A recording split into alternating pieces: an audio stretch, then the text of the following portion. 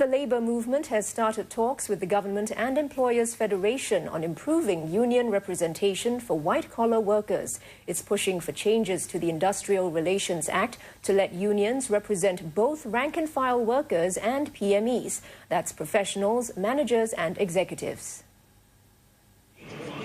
PMEs currently form 1/3 of the workforce. By 2030, the government estimates this group could represent 2/3 of the labour market. This is because more Singaporeans will be better educated. The NTUC has seen an increasing number of PMEs being retrenched. Thus, it wants more of these workers to be represented for work-related issues.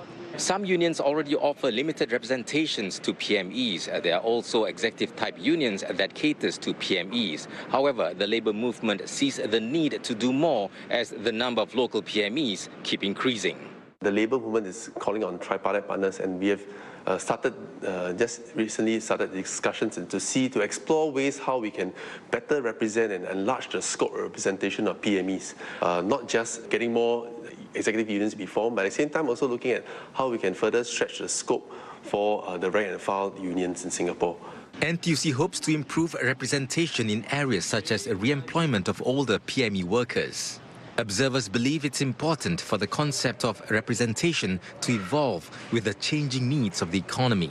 It is also important to recognize that, PMETs, even if they're better educated and very much in a far better position, to negotiate their own terms, they're ultimately coming up against employers. And so I think, given that the workforce is changing, today's blue-collar worker, will be tomorrow's PMETs.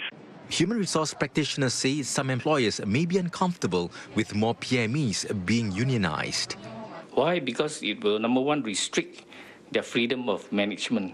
The way they go about designing benefits and the way they decide to incentivize different category of people. And obviously, they also want to be able to move in a way that the company should move, should the economic condition change. However, HR experts think companies can benefit with more PMEs being unionized, as this makes it easier for employers to negotiate an agreement collectively rather than individually. A strong union representation also improves labour relations, and this will help companies function better.